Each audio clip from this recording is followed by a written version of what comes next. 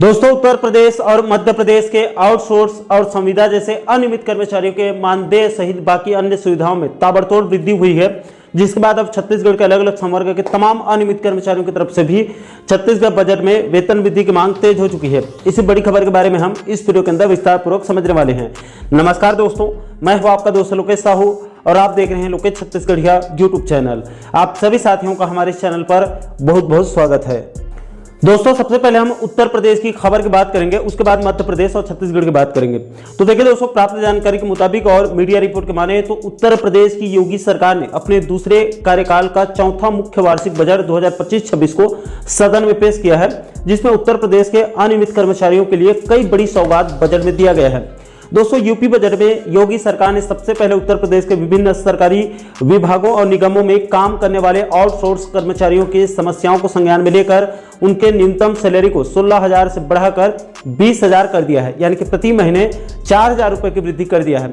और इसको ठेकेदारों के खाते में न भेजकर सीधे कर्मचारियों के खाते में भेजने का बड़ा निर्णय लिया गया है, ताकि ठेकेदार कर्मचारियों के वेतन में से कमीशन जो है वो न मार सके।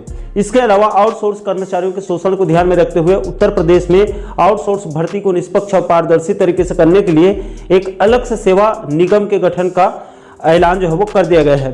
इसके साथ ही साथ योगी सरकार ने बजट में होमगार्ड, पीआरडी जवान, ग्राम चौकीदार, शिक्षा मित्र, बेसिक शिक्षा विभाग के अनुदेशक और मानदेय पर काम करने वाले अनियमित कर्मचारियों को मुख्यमंत्री जन आरोग्य योजना अभियान के तहत 5 लाख तक फ्री में निःशुल्क इलाज की सुविधा देने का बड़ा निर्णय लिया है। इसके बाद बजट में योगी सरकार ने पीआरडी स्वयंसेवकों के मानदेय बढ़ाने का भी प्रस्ताव रखा है और स्वयंसेवकों को लगभग 20 लाख अतिरिक्त रोजगार दिवस की भी यहां पर गारंटी दी है, यानी कि उनको बेरोजगार नहीं किया जाएगा सीधा सीधा।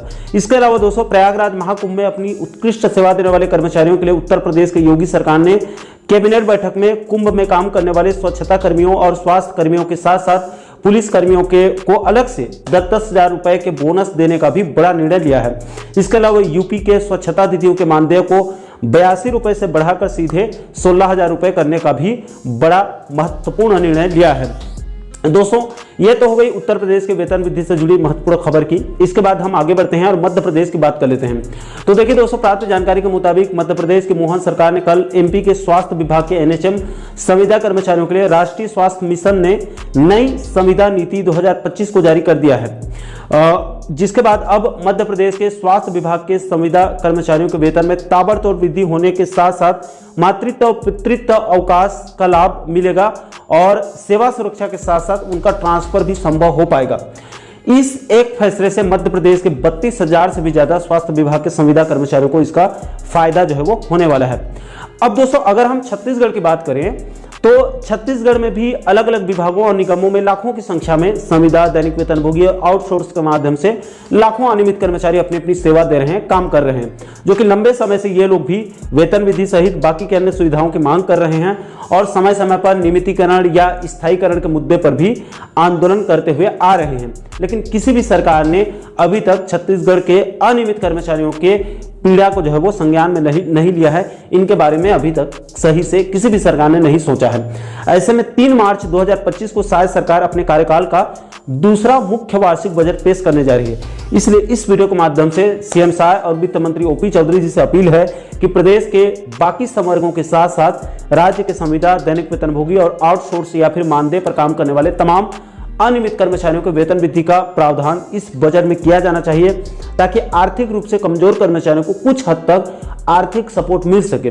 इसके अलावा शायद सरकार से यह भी अपील है कि उन्होंने अपने जन घोषणा पत्र यानी कि मोदी गारंटी में रसोइया कर्मियों और स्कूल सफाई कर्मचारियों के लिए जो 50% वेतन वृद्धि का वादा किया था, उसको भी इसी बजट में शामिल किया जाना चाहिए, क्योंकि उनका भी मानदेय बहुत कम है।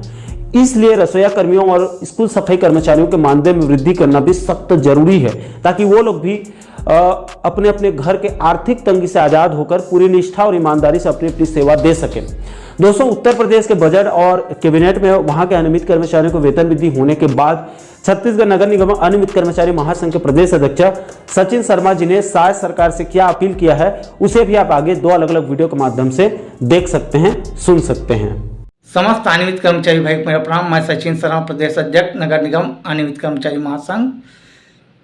यूपी सरकार द्वारा एक बहुत महत्वपूर्ण फैसला कैबिनेट मीटिंग में लिया गया है। उनके द्वारा प्लेसमेंट कर्मचारी आउटसोर्सिंग कर्मचारियों को अब न्यूनतम मानदेय की सौगात दी गई है।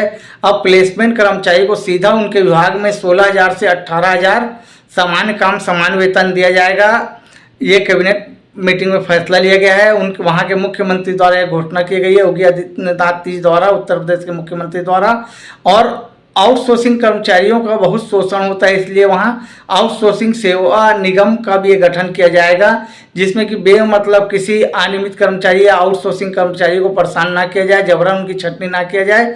और जो ठेकेदार है उनका जो कमीशन होता है उसको उनको अलग से उनके अकाउंट में जाएगा, और निगम का जो कर्मचारी है प्लेसमेंट कर्मचारी उनका मानदेय डायरेक्ट सीधा विभाग से डायरेक्ट उनके अकाउंट में जाएगा। वो रहेंगे भले प्लेसमेंट कर्मचारी, लेकिन अब उनका भुगतान ठेकेदार नहीं करेगा, डायरेक्ट राज्य सरकार, उत्तर प्रदेश सरकार वहाँ की करेगी।